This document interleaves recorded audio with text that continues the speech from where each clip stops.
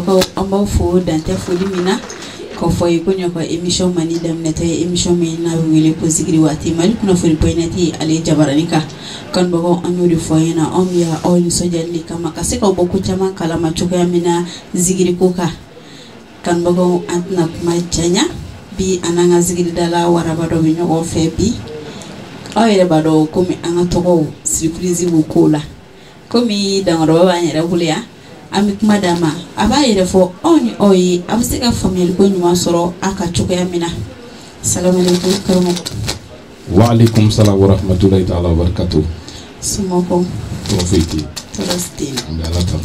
ngena okay ibiseki yere fo ana fleli bagoya abuseka family ko nyuma soro ika chuko inshallah a'udhu billahi minash shaitanir rajim bismillahir rahmanir rahim اللهم صل على سيدنا محمد وعلى ال سيدنا محمد وسلم ربي اشرح لي صدري ويسر لي امري واحلل عقدة من لساني يفقهوا قولي amba befu ni islam ya kafuli nodi assalamu alaikum wa rahmatullahi ta'ala wa barakatuh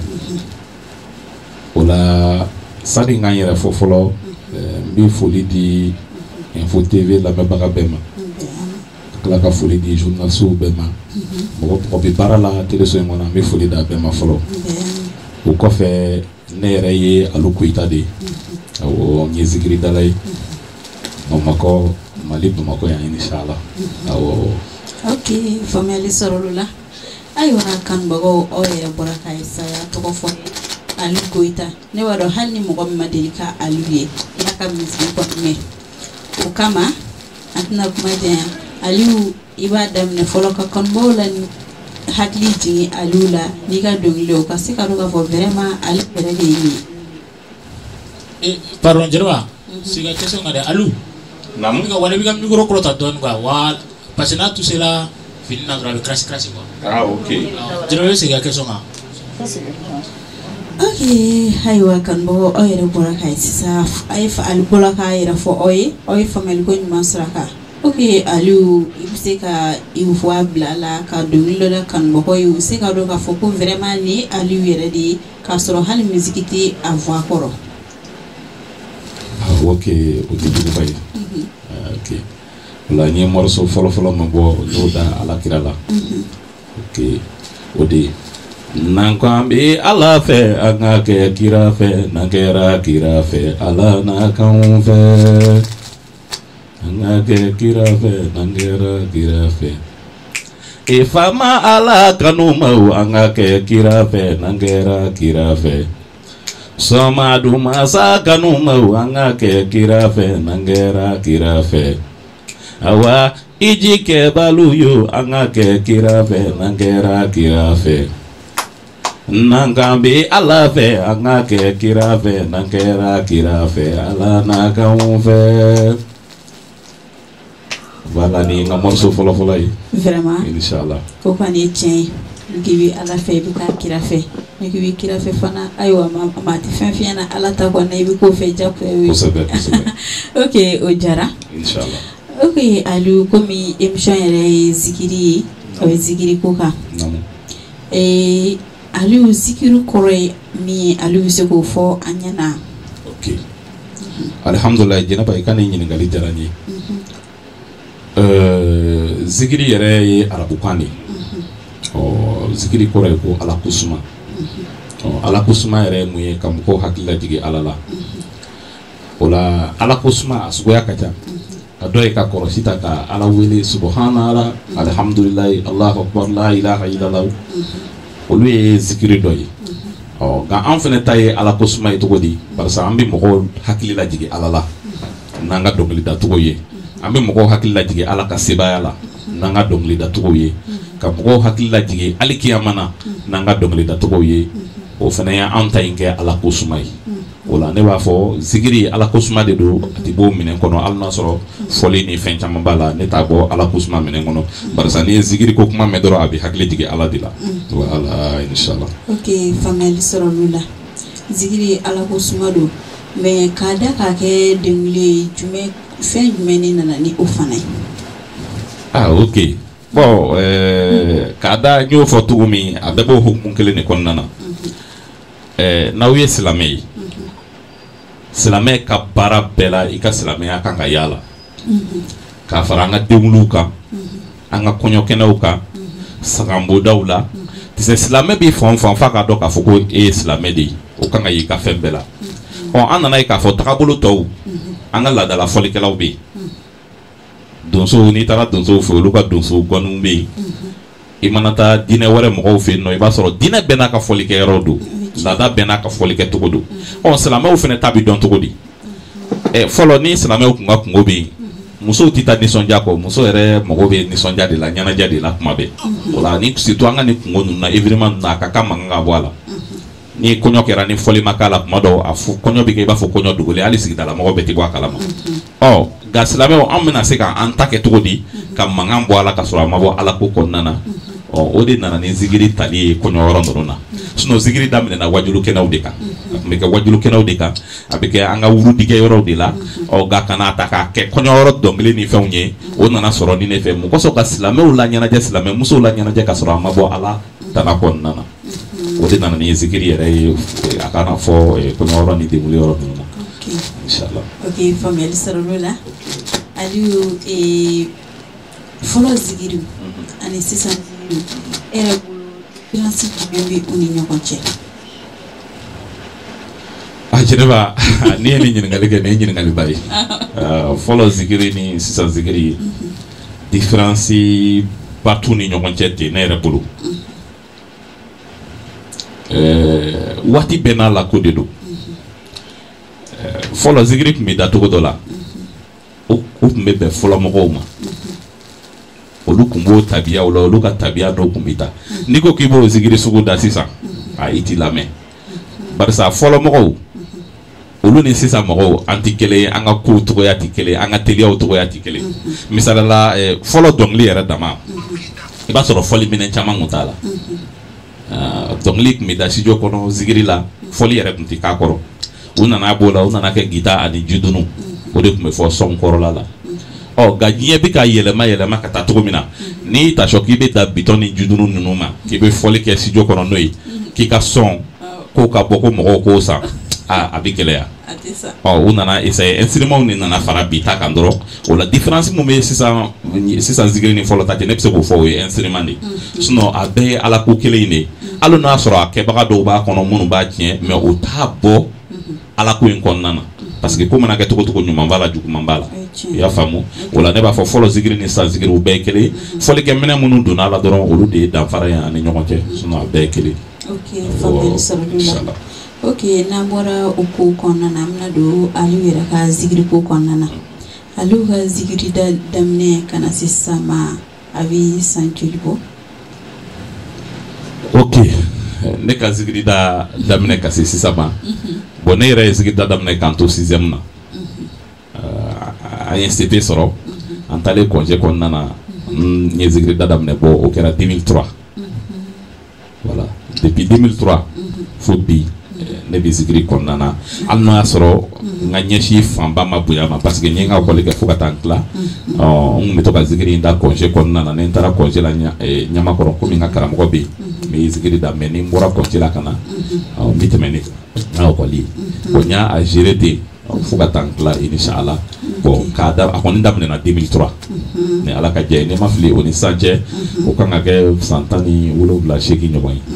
Ok, faamuyali sɔrɔ l'o la mais Aliyu ye album bɔ o kɔnɔna na. Alhamdulillah Jɛnɛba i ka nin ɲininkali in diyara n ye kojugu i ka nin ɲininkali in diyara n ye kojugu zikiri la ne ma album bɔ hali ma clip bɔ fɔlɔ hali ma clip bɔ bon parce que baara o baara a mago bɛ jigi ɲuman de la bon ni an ka baara in yɛrɛ ni jigi t'i i bolo a la e ka baara bɛna labalo n'i yɛrɛ de ye f'e yɛrɛ de ka baara kɛ k'i ka baara wari ta k'a don a la bon ne ka baara kun fɔlɔ bɛɛ kɛra ten ne yɛrɛ de bɛ n kunna wari bɔ parce que n bɛ baara wɛrɛ minnu na kɛrɛfɛ n b'o baaraw de kɛ mana wari min sɔrɔla n b'o don zikiri la mais n ma jigiya mɔgɔ sɔrɔ fɔlɔ zikiri ko la mun bɛna n dɛmɛ ka n ka sɔnw bɔ mun bɛ se ka n dɛmɛ ka n ka kilipuw kɛ tiɲɛna mo o jigiya mɔgɔ sɔrɔ ka bɔ 2003 la fo sisan ma jigi mɔgɔ kelen sɔrɔ n yɛrɛ la fɔlɔ voilà o kama n tɛ se k'a fɔ ko ma album bɔ sinon n ye dɔnkiliw labɛn hali kɔsa n'an kun ye 12 morceaux labɛn ni studio tigi yɛrɛ nana kuma kan mɛ a bɛnna ne ekɔli mɛtiriw ka grève ni fɛn ninnu ye parce que ne kan k'a ba ekɔli de kɛ k'a sɔrɔ ka o wari kɛ k'a financer parce que ni financer baga tɛ yɛrɛ b'o je suis obligé k'a o kɛ mais ma mɔgɔ sɔrɔ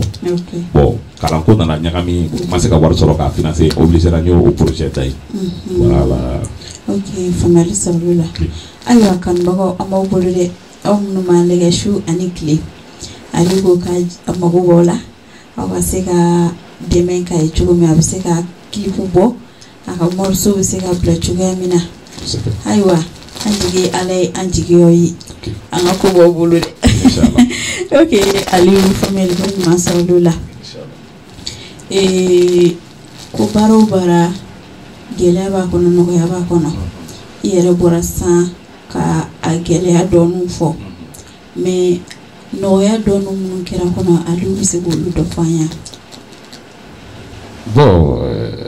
alhamdulilayi ko kɛra togo togo nɔgɔya kɔni n'i y'a kanu kuma dɔ i bɛ ala jɔyɔrɔ y'a kɔnɔna na bon kɔɲɔ kelen kelennin minnu bɛ na n bolo n bɛ kɔɲɔ minnu kɛ kɔɲɔ ɲɛnajɛ minnu kɛ bon n'olu ye n bɛ se ka mago dɔw ɲa bon n bɛ se k'a fɔ a kɛra sababu ye fɛnɛ lakodɔnna mɔgɔ caman fɛ zikiri kɛra sababu ye n sera ka gɛrɛ mɔgɔ caman na gɛrɛla mɔgɔba caman na ala ni zikiri sababu nka k'a fɔ o kɔfɛ de sa ko n bɛ se ka nafaba wɛrɛ fɔ a ye mun ɲa n ye sɔrɔ ta sira fɛ tiɲɛna m'o o mɔgɔ sɔrɔ barisa ko in bɛɛ ye jigiya de ye ni jigiya ma sɔrɔ i la baara la a baara ɲɛta ka gɛlɛn voilà bon jigiya an bɛ don min na ko bi an mago bɛ nafolo jigiya de la jigiya nafolo jigiya o de ye fɛnba ye o de b'i dɛmɛ baara in kɔnɔna na baara in tɛ taa nafolo kɔ voilà. Aliyu kanubagaw an b'aw bolo dɛ an jigi b'aw kan inshallah. ok faamuyali ko ɲuman sɔrɔla la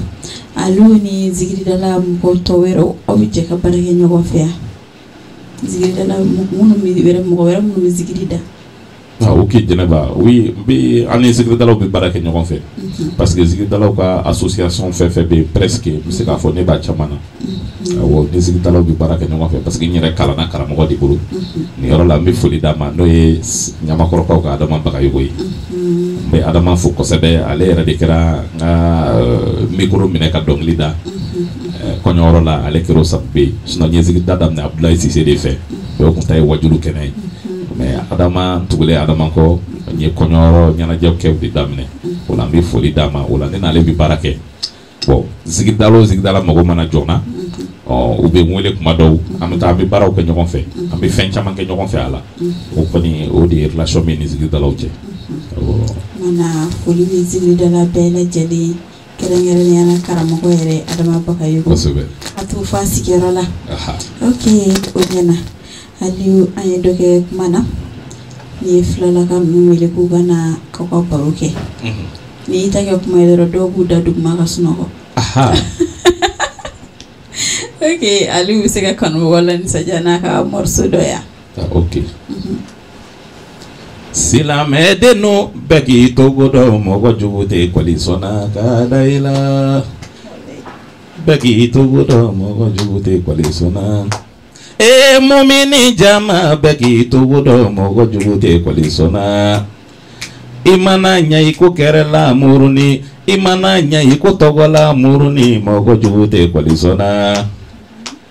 Jɛnɛba y'o k'i togo dɔn maa jugu tɛ kɔli sɔnna kunnafoni tele so jama bɛɛ k'i togo dɔn maa jugu tɛ kɔli sɔnna kameramani nu bɛɛ k'i togo dɔn maa jugu tɛ kɔli sɔnna hali technicien nu bɛɛ k'i togo dɔn maa jugu tɛ kɔli sɔnna i mana ɲɛ i ka badenya sira la maa jugu tɛ kɔli sɔnna silamɛden nu bɛɛ k'i togo dɔn mɔgɔ jugu tɛ kɔli sɔnna k'o da i la. walayi o ye tiɲɛ dɛ o t'o sɔrɔ fiyewu k'o da i la ok o diyara Aliyu Aliyu komi i yɛrɛ y'a fɔ ko karamɔgɔ b'i la ok an bɛ se k'a dɔn Aliyu yɛrɛ kalanden bɛ Aliyu yɛrɛ bolo wa kalanbulon na. alhamdulillah bon kalanden be mbolo barsa ni tukura karamɔgɔ nɔfɛ bon kalanden fɛnɛ bɛna e kɔfɛ olu fɛnɛ bɛ e ka kalandenw ye bon kɔfɛ kalanden wɛrɛ bɛ n bolo bon ne ka kalanden ninnu caman bɛ yen bon a caman fɛnɛ ye ekɔli kɛ dɔw bɛ tenni na sisan nka u bɛ fɔli kɛ nɔfɛ dɔw yɛrɛ bɛ baara wɛrɛ la kalandenw olu bɛ yen u caman bɛ yen inshallah awɔ. Ok, famille ko ɲuman sɔrɔ la inshallah ala k'i n'u kan bɛn yarabi amin Aliou komi i yɛrɛ ko k'i kɔɲɔ ɲɛnajɛw kɛ Aliou delila ka voyage ka taa Bamakɔ yɛrɛ kɔnɔna tɛ dɛ yɔrɔ wɛrɛw la kɔɲɔ ɲɛnajɛw ou bien concert la a Jɛnɛba nin diyara n ye bon ne ka ɲɛnajɛ fanba bi kɛ Bamakɔ kɔnɔna na yan awɔ n ka ɲɛnajɛ fanba bi kɛ Bamakɔ kɔnɔna na mais bɔli o tɛ bɔli kelen-kelenninw bali awɔ bɔli kelen-kelenninw kɛra bɔra Bamakɔ kɔnɔna na yan bon dugu caman bɛ n yɛrɛ hakili t'a dɔw la awɔ Buguni yan fan ninnu fɛ bon ani ka taa Segu yan fan ninnu fɛ awɔ an y'o bɔli dɔw kɛ mais o bɛɛ ye kɔɲɔ ɲɛnajɛ ye awɔ mais a ma kɛ concert sira fɛ. Ok, famille ko ɲuman sɔrɔ la inshallah mais Aliou ne bɛna ɲininkali dɔ kɛ komi mɔgɔw de b'a fɔ dɛ lajɛli bɔ naamu ko n'i ye zigiridala wele sisan a ka n'i ka kɔɲɔ ɲɛnajɛ la ok ko a bɛ kalanden de bila ka taa a yɛrɛ tɛ taa joona ko fo wulafɛla ninnu na est ce que o bɛ Aliou ka baara la Jɛnɛba oui bon bɛɛ ni lamɔcogo de don awɔ n'i lamɔna cogo min i bɛ taa n'o sira de an ka karamɔgɔ y'an lamɔ ni mun ye o t'o ye fiyewu depuis ne tugura Adama kɔ Adama ma deli ka mɔgɔ ka ɲɛnajɛ minɛ k'a bɛ taa k'i ban ka taa ka kalandenw bila ka taa ou bien ka kalandenw bila ka taa yɛrɛ ka taa wulada Adama ma deli ka kɛ bon Adama ka kalanden ne mun ye ne kɛra mɔgɔ sɛbɛlama ye ko min sen da n karamɔgɔ sen da n'o la o man kan ye ne jogo la kabini ɲɛnajɛ kɛ daminɛ ne ma deli ka kɛ n'i ka kɔɲɔ fɔra n ye n'o y'a sɔrɔ ɲɛnajɛ bɛ n bolo n b'a fɔ ɲɛnajɛ bɛ n bolo n'i bɛ se n bɛ n ka kalandenw bila ka taa n'i jɛna n'o ye n bɛ kalandenw bila ka taa nka n'i ma jɛ n'o ye ne bɛ jɛ i ka ɲɛnajɛ kɔ ne tɛ ɲɛnajɛ fila minɛ ni kelen bɛ n bolo ni fɛn fɛn nana o kɔfɛ ne b'a fɔ aw ye n'a bɛ kalanden nɔfɛ n b'o di mais ni a tɛ kalanden kɔ ne kɔni t'a sɔrɔ voilà. Ok, famille ko ɲuman sɔrɔ la ok kanubagaw aw yɛrɛ bɔra ka Aliou mankan mɛn sisan Aliou ko ni min mago b'ale la dɔrɔn problème t'a la ale yɛrɛ de bɛ t'i ka ɲɛnajɛ kɛ k'a b'a daminɛ f'a laban o kɔni ye diyagoya ye ok famille ko ɲuman sɔrɔ la inshallah ok Aliou komi kuma kɔnɔna na fana i ko i bɛ école maîtrise fana kɛ awɔ école maîtrise in ani ka zigirida a tɛ fɛn tiɲɛ i ka zigirida kɔni na ok alhamdulillah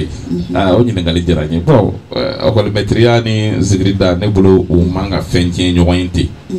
voilà bon surtout ne bɛ degré mun na la fɔlɔ a bɛ se ka kɛ don n'a nataw la ni baara bonyana n na obligé ka dɔ bila parce que zigirida de ka di ne ni ye école maîtrise kɔni ye n ka baara ye mais zigirida o ye n diyaɲɛ baara ye o ka di ne ni ye zigirida yɛrɛ de bɛ ne lafiya ni ne bɛ zigirida kɛnɛ kan dɔrɔn ne ninkun de bɛ lafiya bon o la don n'a nataw la ni baara cayara dɔnkilida ye n bolo ma n bɛ obligé n bɛ école maîtrise in bila nka pour le moment o tɛ ɲɔgɔn tiɲɛ parce que ɲɛnajɛ ninnu ye dimanche de ye bon kuma dɔw ani alamusa n'i y'i ka programme bɔ a bɔcogo la kuma dɔw u tɛ ɲɔgɔn tiɲɛ o kɔni u tɛ ɲɔgɔn tiɲɛ ne bolo. ok faamuyali ko ɲuman sɔrɔli la ok Aliou projet jumɛn de labɛnnen don e yɛrɛ bolo zigiri ko in ka dans l'avenir i bɛna kɛ. alhamdulillah projet kɔni projet tɛ ban projet tɛ ban projet baden de bɛ n bolo n bɔra ka n ka morceau dɔw labɛn ko kuma f'i ye parce que k'a daminɛ 2003 la fo sisan bon 2003 waati y'a sɔrɔ denmisɛnninya bɛ yen mais sisan kɔni n bɛ se k'a fɔ an kɛra an ma kɔrɔ sa nka an bɛ voilà si kɔni ye dɔɔnin sɔrɔ voilà bon il faut que n ka clip bɔ ka se ka album dɔ bɔ ni ala ye se di o dédicace kɛ nka n ye mun f'i ye a bɛɛ sirilen don o la ni ala ye sababu ɲumanw nati inshallah o de kɔni ye n ka o de ka di ni ye bi n ka se ka clip bɔ ka album bɔ ka studio caman kɛ parce que dɔnkili caman labɛnna n yɛrɛ y'u sɛbɛn dɔnkili mun sɛbɛnna n bolo tuma dɔ a ka ca kojugu voilà dɔnkili labɛnna a ka ca mais a tɛ ka labaara ka sababu kɛ mun ye. ok voilà alibi amago be deme bakala ok kan bo ambo bulu de inshallah ambo de lere di inshallah anga ko ga siga iri shi chugo ya mina inshallah ok alibi emission ga si akun chelirma alibi paro ko na fen meni kari alibi yere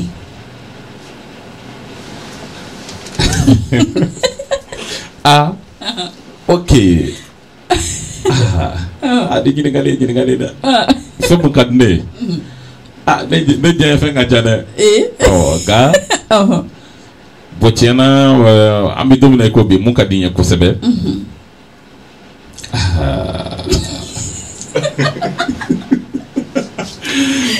bon oye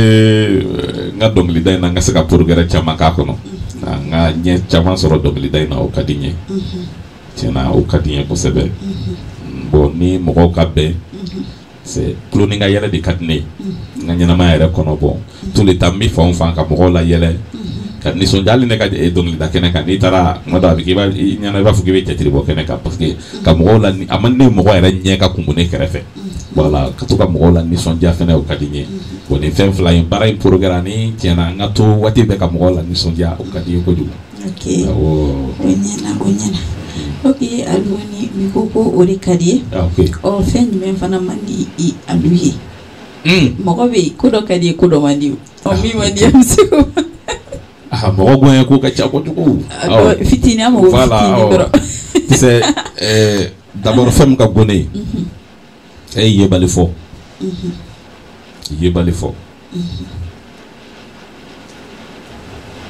ñogon sogobe moko yala ka adamaden sogobe ka jugo ñini ka don mu koso ka malo jiye kono ni ko dama doni ka gone eta yi parce que bi ni ango jamana jate mene ni ne kilemi ka jamana fa jene bay mana commencer ka jamana barada mene amma to ko ba soro folo me anya be to ko tigi munu mi to ko soro lu bi senge munu ko nana a plupart be de ni jene bay bi dore di ka barala da be wulo ko o ka jene bay ndene de ko dongo nyaaye ni yoro ina ya atumbe ka ni fenge ya mve ka soro nyema ye kini I kanomba o chien nyogo yi o ye bali foyi o nyogon sogobe bi ka yala ka nyogon sogobe de I faut pas do ke doro ka ta ka fli réseau sans fait bon ni ko fla in chena ni ka gune je kono de wala ka lu kishini be ya rabbi amin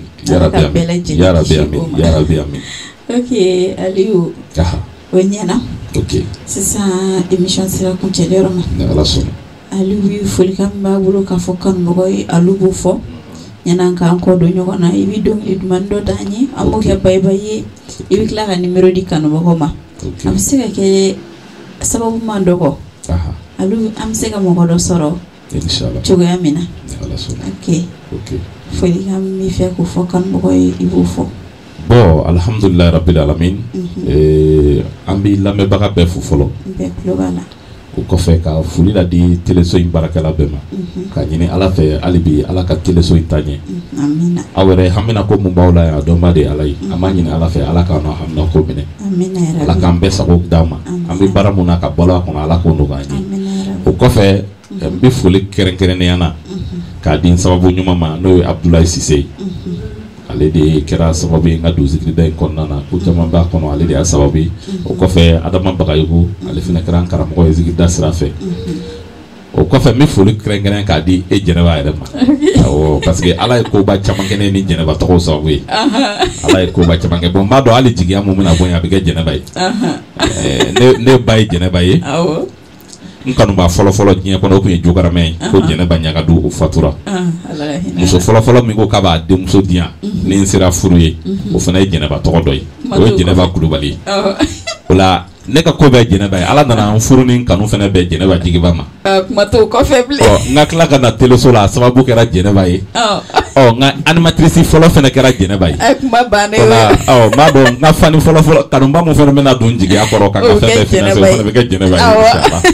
voilà fuli be de yere ma ko sele inshallah merci ok onyena sisa aliou ibi numéro 4 kan bogo yi ok aliou bi soro numéro mina ok Oula ne ka numéro est 78 64 99 56 awo me sabali bugu bamako sabali bugu kura awo inshallah yesiore ok famille ko nyuma sordola inshallah c'est ça anga kena bi boli ba show am soraka bayke kan bogo ok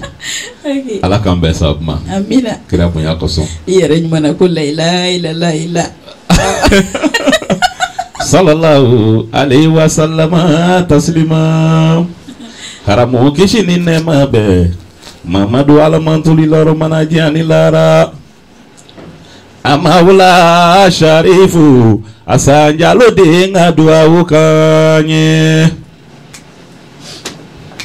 asanjalo de ngadua ukanye amawla naungo duwa alani alagira gadua ukanye makani madine kiraba sanu mahinga dua ukanye odo zamu kiraba sanu mahinga dua ukanye mina tawolode abulai wolode ninga dua ukanye sidina bakare sidina usmana gadua ukanye sidina aliu badara saja gadua ukanye Neko sharifu asanjalo denga dua ukanye bamanyare kalifa darambe ka dua ukanye tamani ka uka madani haidara ka dua ukanye tamani ka uka bashita tarawele ka dua ukanye bangoni ka uka usmani haidara ka dua ukanye kile bora usmani haidara ka kile bora darapo wilila usmani haidara ka darapo wilila amaula sharifu asanjalo tenga dua ukanye Wow, ujara Aliou. Ok, Aliou ami yera fo. Inshallah. Dante fulimina. Allah soma. Ina nanga wili lame ajaranye. Inshallah. Abenama. Allah soma. Ama fi ko ninga ke ko demne. Allah soma. Ninga nakala bay. Inshallah. Ala ka bele jeli no. Ya Rabbi amin. Ala ka antunyo ko. Ya Rabbi amin. Ok, kan bako o yere bora kai sisa. Aliou ri kuma mbulu bi kayira awla. Anyori fo ambio oni so jel dorani kama. Kasega flow fana wadi bila choko ya mina. Ok, ama foka na njine kai jem ani komateri badi ke anga video na tauka au kambe wakati were.